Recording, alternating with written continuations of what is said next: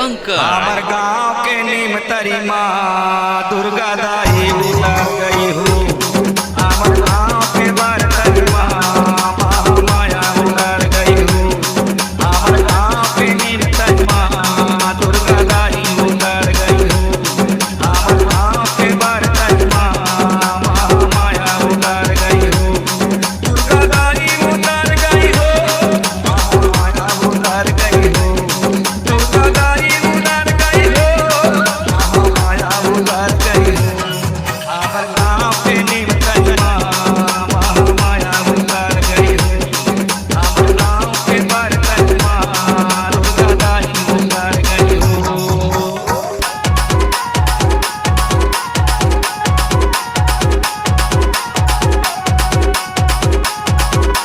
DJ Pankaj